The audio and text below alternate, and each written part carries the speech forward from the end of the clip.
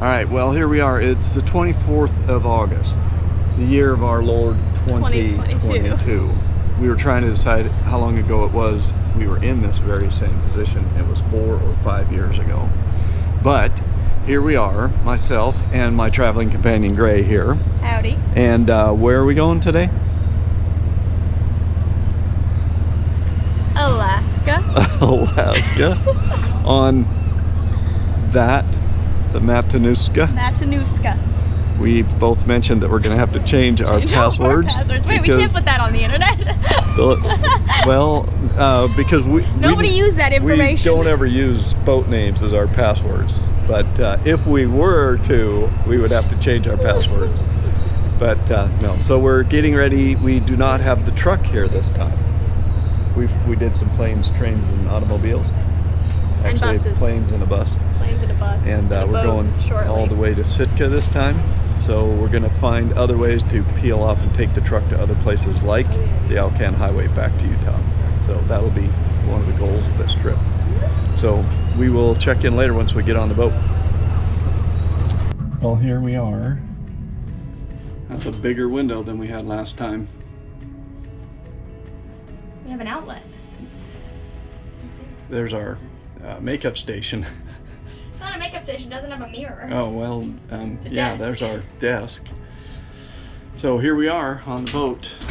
Not gone anywhere yet, but we don't leave for a little while, so we're just kind of getting settled in, and we'll be underway in an hour or two. Well, there's no drama and no fanfare as we slip the lines in Bellingham and begin our way up the inside passage. This isn't a cruise ship after all, this is a working boat. This is part of the Alaska Marine Highway System. The hold of the boat is full of vehicles. Not ours this time, but I expect next time the truck will be down there. We're traveling with people who won't even use a cabin for the entire trip from Bellingham to Ketchikan. They'll sleep on chairs and sprawl on the ground, sleep on an air mattress maybe, or duct tape their tent to the solarium level hard metal decks and try to ride out the wind and the rain.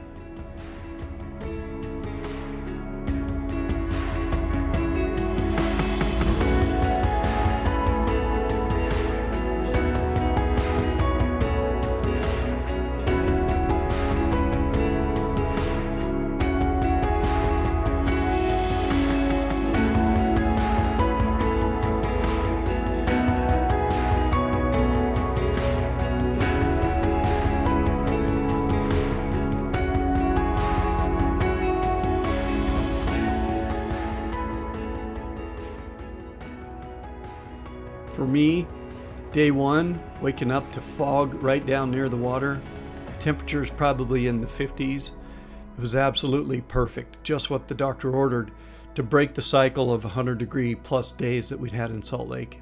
We haven't had rain in so long our skin doesn't know what to do with the moisture in the air right now. But I love the way the boat just glides along through the calm, flat water. It's like you're on a big lake, and while the fog is hiding a little bit of the scenery, boy, it sure was a nice break from the stuff we left behind at home.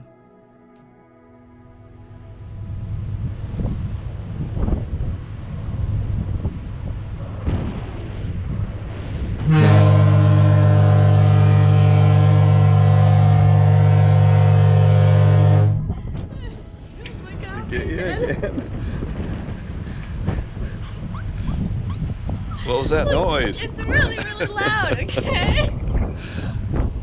I'm gonna go inside now.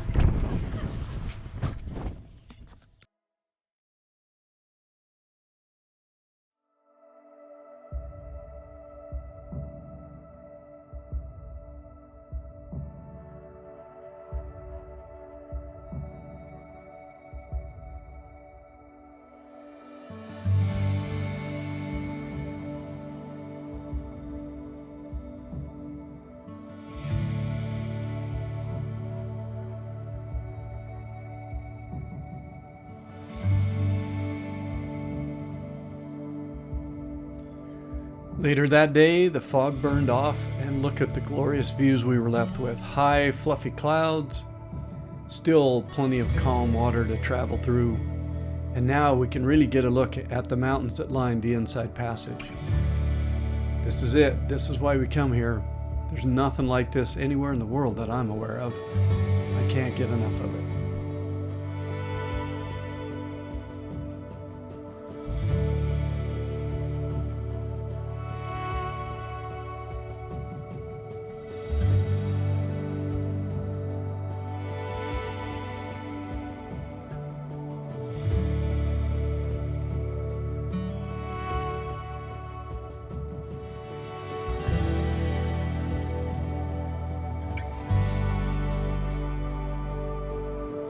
We travel, we sleep, we eat, we get up and start to repeat the process.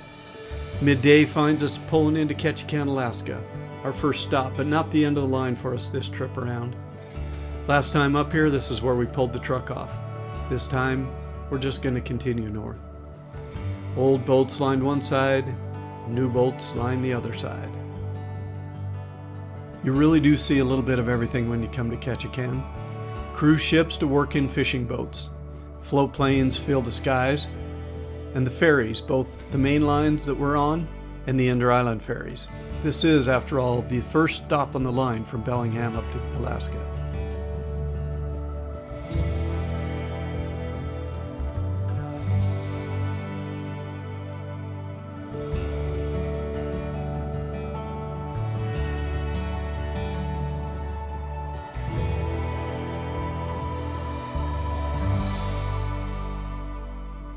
I find myself making a mental note here as I see a sign in Haines as we're tied up at the dock that says the Canadian border is just 44 miles away by car. Lots of campers are loading up here, and it seems to me like this might be a first good loop, the Alcan Highway to Haines, and then the ferry back home when we're tired of driving.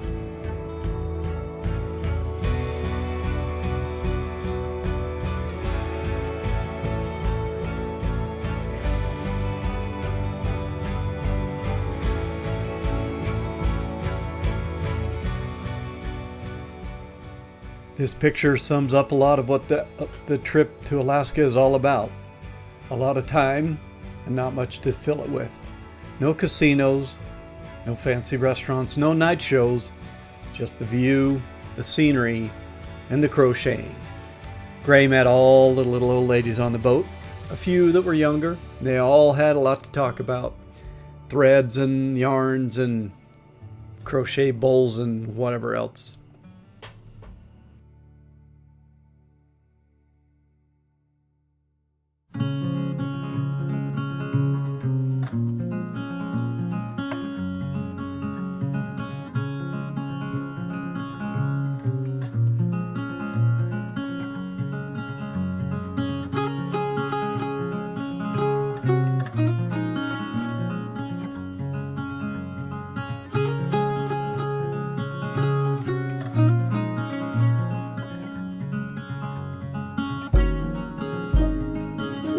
Well, there's certainly no shortage of scenery on this ferry ride.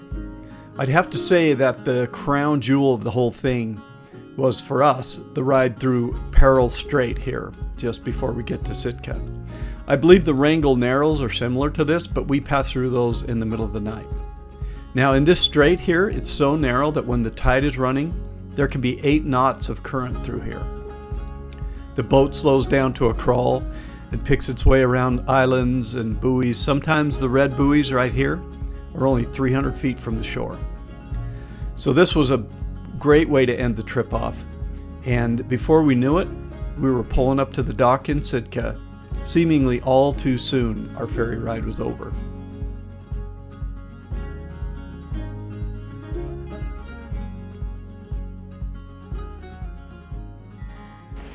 All right, well, it is Monday morning. Someday in August, we've kind of lost track, but we're looking at the Whale Overlook Park in Sitka. We have found coffee, but no real breakfast. But this is what we get instead. Oh, fish jumping out there. I don't know it's done jumping, but I saw a fish body fully exit the water before we entered.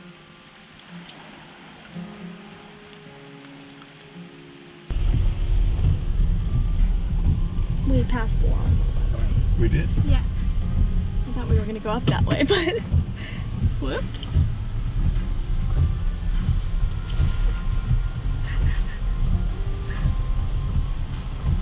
Everything's under control.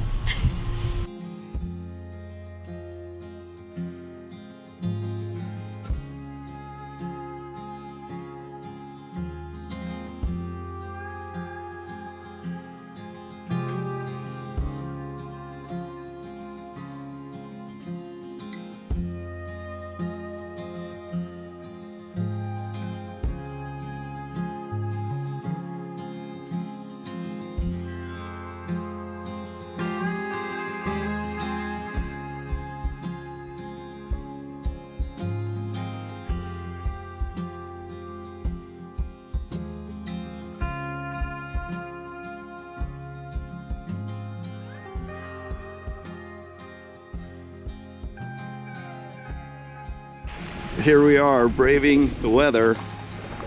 The clouds are right there with us. And we're going in the car.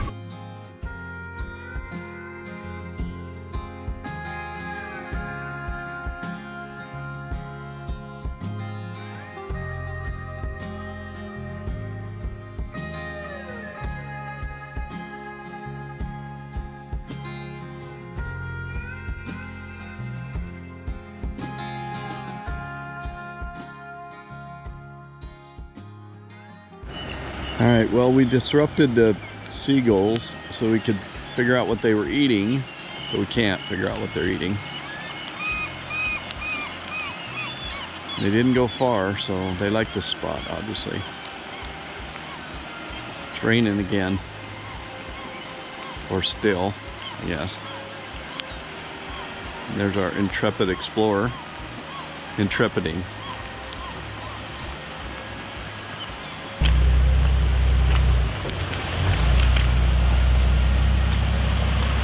Oh yeah.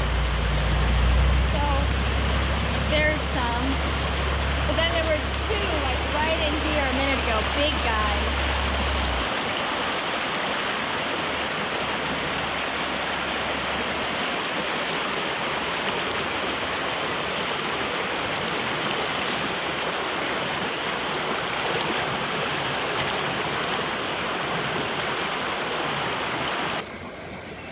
All right, what we have here is what?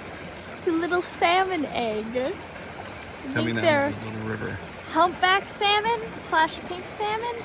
But yeah, we've got this river here that's coming out to sea, and all of the birds are feasting on these little guys.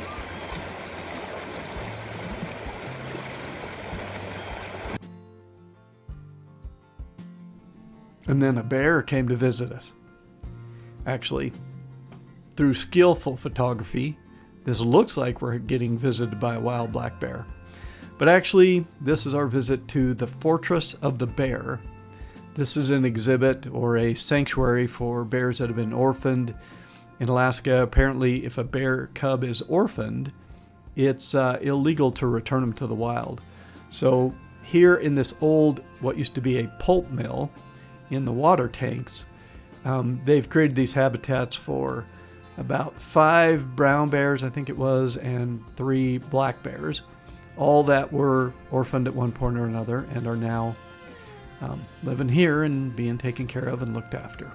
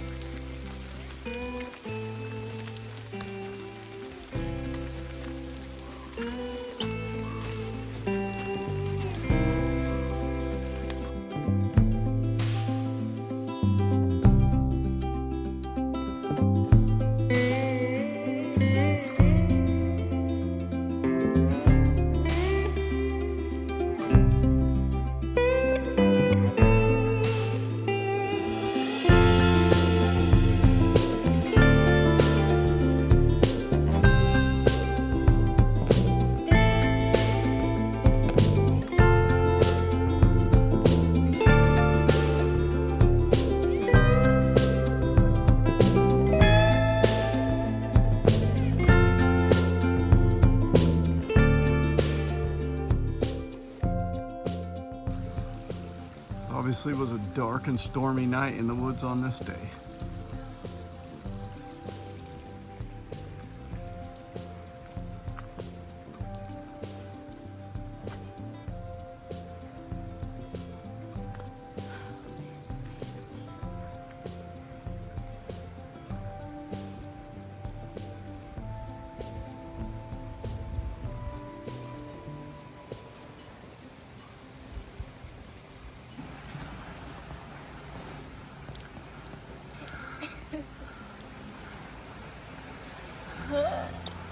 Probably the more dramatic one would have been watching the old dude go through there. Oh, don't worry. I got pictures.